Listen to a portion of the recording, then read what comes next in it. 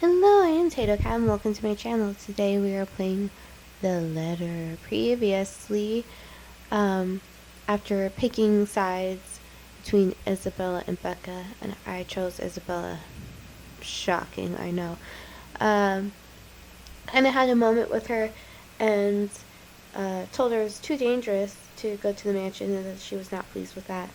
And after all that, we decided to sneak out, tell G where we're going, and that's all who's supposed to know where we're going. And on our way out, we run into Becca just sitting there at the car, and then she professes her love, and like, I love you since we were kids. And Ashton's all like, what?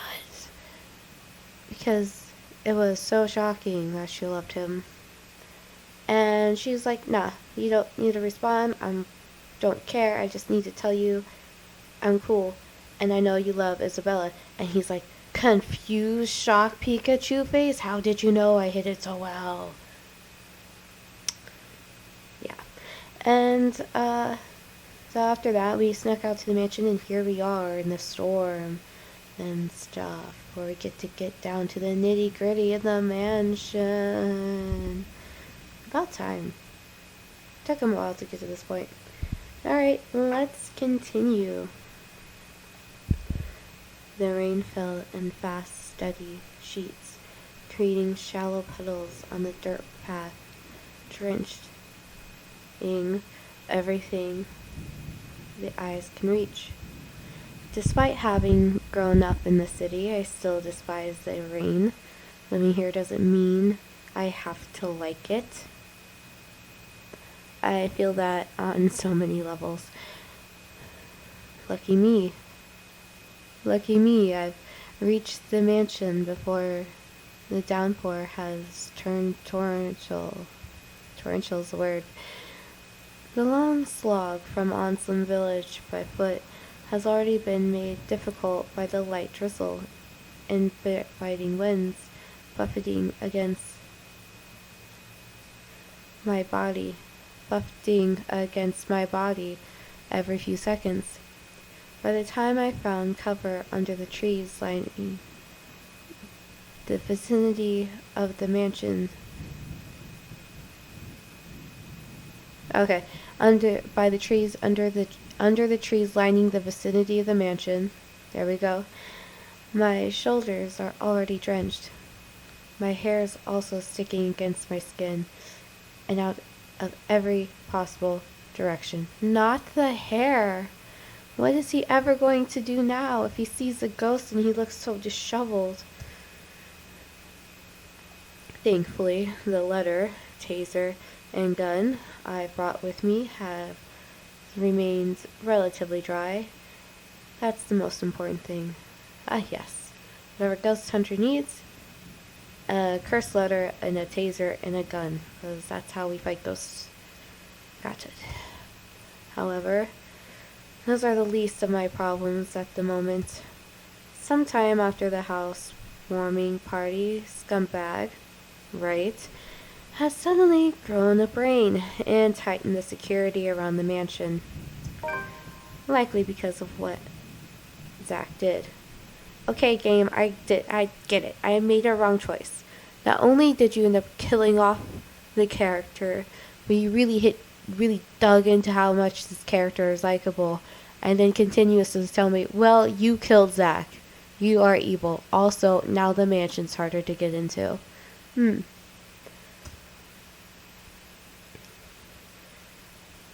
A guard is now stationed in every possible point of entry.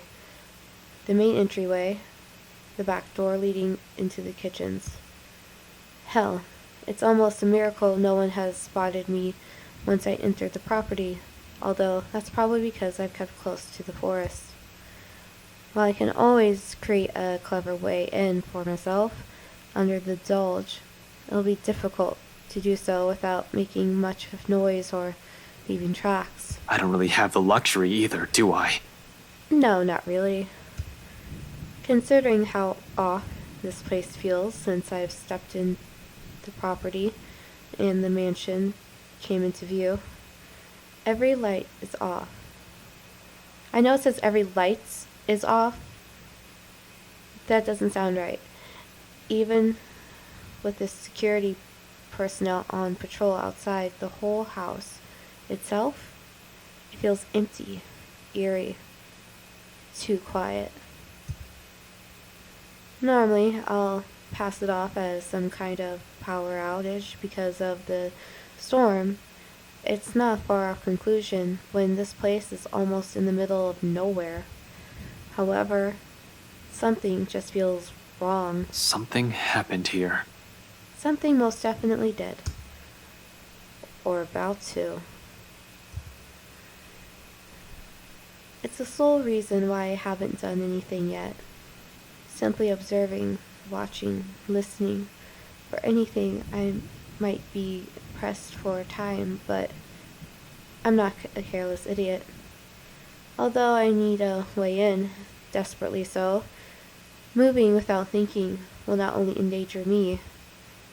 With so many unknown variables in what we're dealing with, I also have to act on the assumption that someone is always in danger, especially in this place. I can't act impetuously.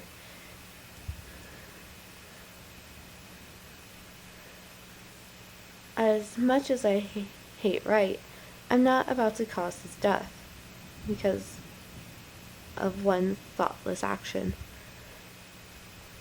If there's a place he deserves to be at, it's in prison, not a morgue. So, when a hoarse, painful sob suddenly rings out above the loud pitter-patter of rain, only then do I stir. A woman. Perhaps a servant? Why is that where your head would go in this situation?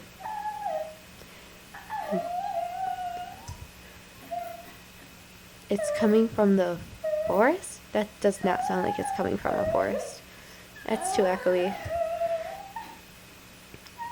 Just right up ahead. In fact, not too far from the house. Regardless, I give the place a quick, wary glance before following the noise. Carefully, keeping to the shadows, one cautious step after another. Louder and louder it goes as I near. Oh, that's not good. Until it abruptly turns into a loud, desperate, anguished cry. I break into a run. One nervous hand ready on the gun holstered at my hip, and the other raised for balance as I scurry across the dense understory. Dead leaves crunch under my shoes, but I pay no mind. There's only the voice, the woman, and nothing. Abruptly it all stopped when I met with a sudden hush. Blank. Empty. Quiet, too quiet, if you will. Almost deafening in its stillness. Even with my labored breath, breathing, and pounding heartbeats against my ears, behind me, another branch breaks and... Help me!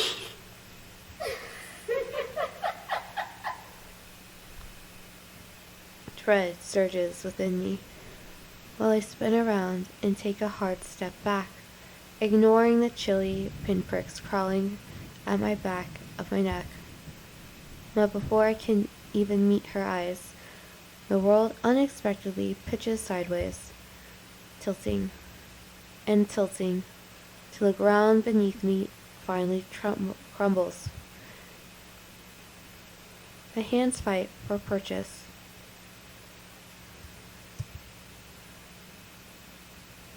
Only to meet air.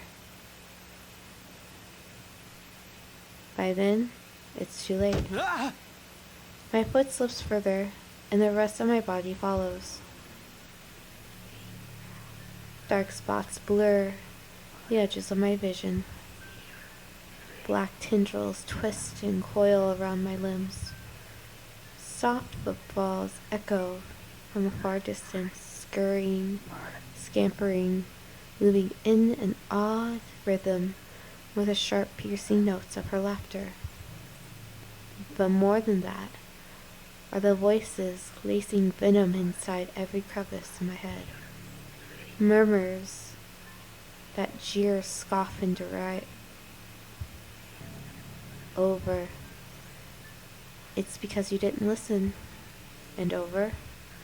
It's all your fault. And over again. Why won't you believe me? A reminder of what I failed to do and who I failed. What I'm trying to desperately fix. A scream threatens to burst, but my throat closes off. Ever so slowly, a chill seeps into every nerve in my body, washing away every sensation in me apart from one. There's only fear. Once again, her laughter echoed, a sound both bitter and unforgiving.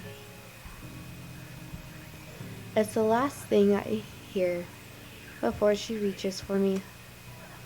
The ground trembles. The world slows to a stop. Journal update. November 1st. Tuesday, November 1st. The storm had started in earnest when Ashton arrived at the mansion. While trying to find a way in, the detective noticed an eerie silence that had enveloped the place. Something was wrong inside, but before he could figure it out, the sobs of a woman suddenly echoed.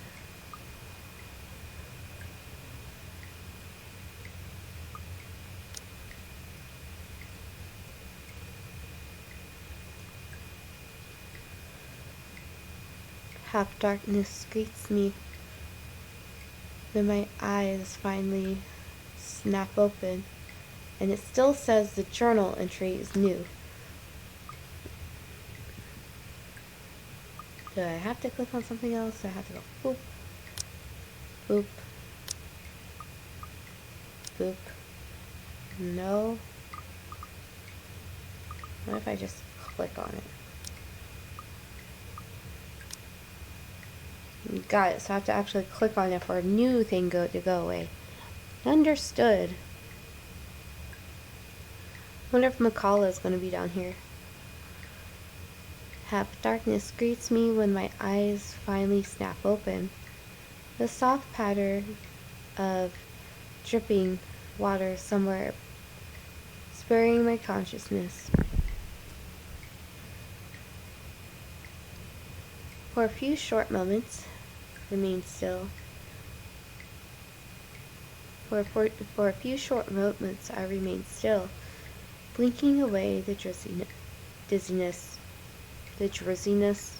That would be a bizarre thing to blink away. Allowing my vision to adjust to the lack of light, and my breathing to even out first, before pushing myself up on one arm and attempting to stand. Turning alone is a struggle on its own.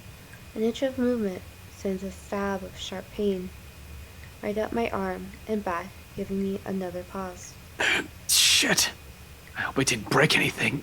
Fuck. That would be so inconvenient. There doesn't seem to be any injury or major fracture, although the whole of my back does feel sore and raw, probably from when I've skidded down prior to landing myself here. A comforting thought.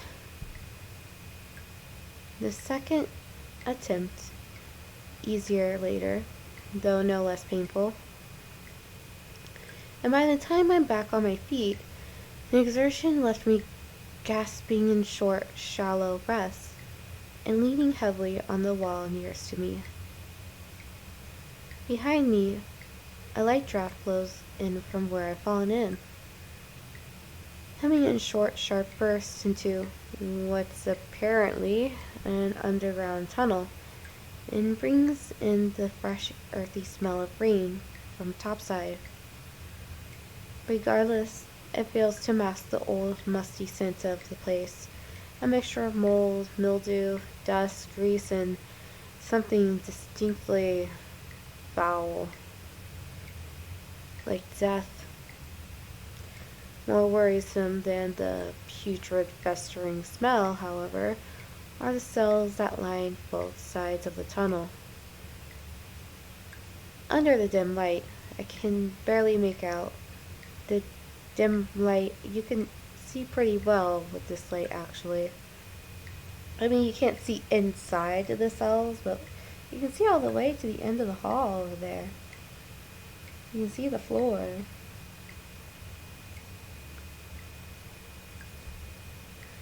Make out what's inside some of them.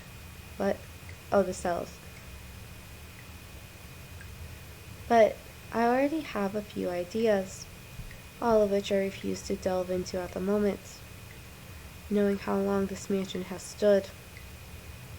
Somehow, no matter how unexpected finding the existence of this place is, it isn't too surprising.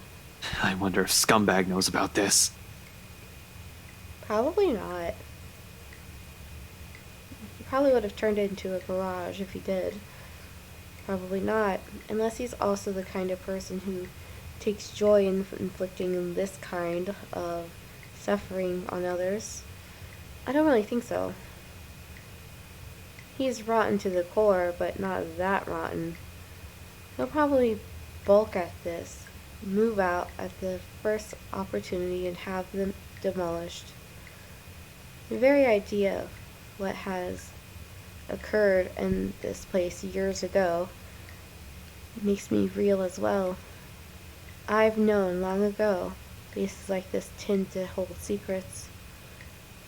This, though, if this is just the tip of the iceberg, I fear what I might discover in the mansion itself, in the tale behind that fucking letter. But fear's inconsequential. As unpleasant as the sight of this place might also be the only way for me to get inside unnoticed. Sighing and taking one last gulp of clean air, I push away from the wall and delve deeper into the passage. Let's just hope it'll be smooth sailing from here on. Turns out, that alone is too much to ask for this early. Why would you say something like that? Anytime you say something like that, you're screwed. It's just science.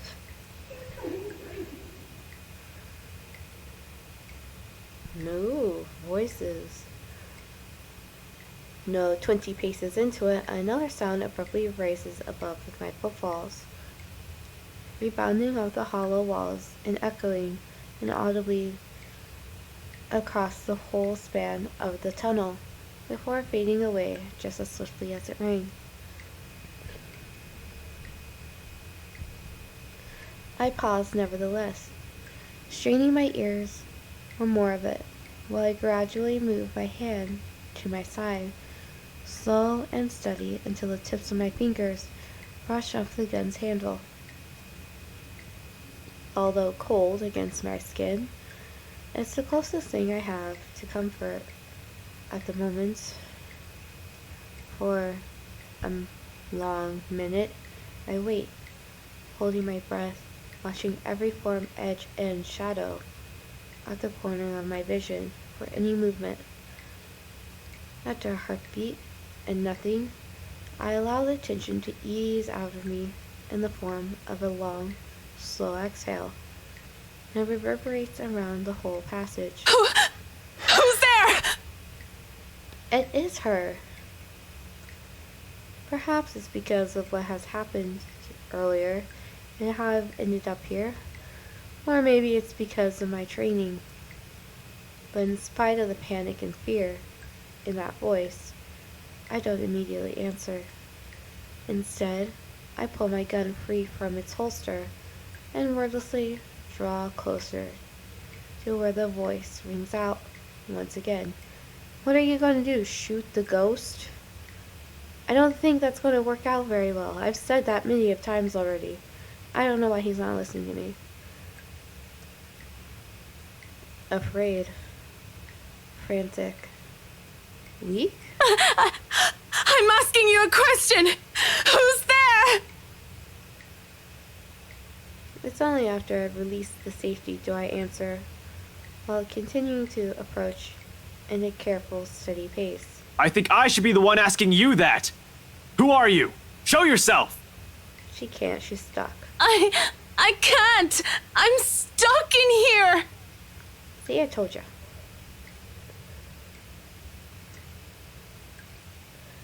Well, a ghost will definitely not be saying that, or have a conversation like this, or be stuck anywhere.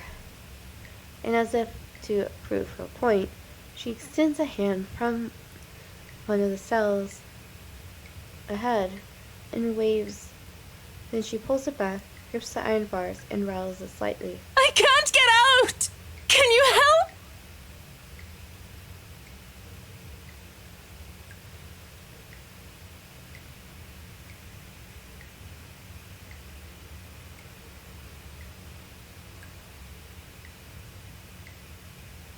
Huh. Where is she? There's a skull. Right here. That's something. I don't see her.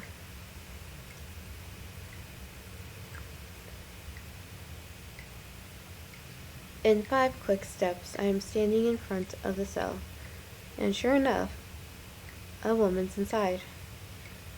Slumped on the floor, holding the bars, shaking hands, clinging to it, as if it's the only thing keeping her upright. Sure, game, sure. And not just any woman. You? McLaughlin? McLaughlin? McLaughlin. Really? The same one I met at G's 5 days ago. Smashed drunk and babbling about her frustrations about her employers. Holmes? No, not McLaughlin. McCullough. Marion McCullough. Famous interior designer extraordinaire. Not so extraordinary now with how exhausted and feeble she looks, trapped in a jail cell of all things. Her breathing's shallow, and there's a paleness to her. Complexion, sunken eyes, cracked lips, dry skin, all signs pointing to starvation and dehydration. What? How long have you been stuck in here? How would she know? There are no windows. She can't tell the passing of time in a place like that. 3 days? 4? I don't know. I have no idea anymore. I just fell in and that woman... Whatever. Can you get me out of here? Please. In a moment. But here, go feed yourself first before you fall over. Energy bar. I fished an energy bar from my pocket and handed it to her. She's lucky I always have one on my person. For sudden emergencies or extended stakeouts, a little sugar to keep me going. Like any starving person, she wastes no time making a grab for it, unwrapping it straight away. and taking in a whole mouthful of it. Relief washes over her face on the first bite alone, although she's going to need more than that if what she said is true. But for the moment, it's enough to keep her alive. Good thing she seems to have the sense to prioritize survival over comfort. If the puddle on the corner of the cell indicates anything. Without water, the human body can only survive 3 days. No food, and I'll give it an average of 3 weeks. Though, even then, it won't be a pretty experience. Granted, some have survived longer than that. She's still fortunate I found her when I did. Now, to get her out. My bobby pins won't be of any use here. Not like I need it. Unlike the ones we have at the precinct, a simple barrel reel hinge holds the gates of the cell together. Even without any special tools, I'll be able to lift the door in front and free her. However, with how heavy it seems, I'll need a lever of some sort to help. What are you looking for? Meaning of life. What do you think? A way to get you out? Some wood, a 2x4, I guess, a plank or a pipe. Anything I can use as a lever. Wait here. Where else is she going to go? She's stuck in a prison. The hallway yields nothing but dust, dirt, and a few rusted chains scattered about. While I may find something in one of the open cells, I'm reluctant to check or even step in. We can't have another person trapped in here. However, McCullough ended up inside. Well, yes, no? What's this? My head snaps back to her. Well, yes, that's exactly what we asked for. McCullough extracts a wooden board from under the mess of hay and twine near her. Without prompting, she slips it through what little space there is in between the bars. It's short, but appears thick and sturdy enough for my intended purpose upon closer inspection. Good enough. I hope. I get to work at once, anchoring another end of the plank at the base of the door and applying ample force on the other end. It takes a bit of effort. No kidding about the heavy part. Still, a grunt, a gasp, a creak. Yay, we broke her out of jail. So I had to re-record this part. There is an achievement you get. It's called Jailbreak. In a matter of minutes, with a little help from her on the other side of the door, eventually lifts off its hinges. It falls on the ground with a loud, ugly, metallic thud, but the sound of it puts elation on McCullough's face. She doesn't even ask for help. As soon as she can, she hastily crawls out of the prison she has accidentally found herself in. Well, we'll learn how McCullough's time in prison was in the next episode. I'm Tina Cat. If you haven't already, like, comment, subscribe. Have a wonderful morning, evening, afternoon.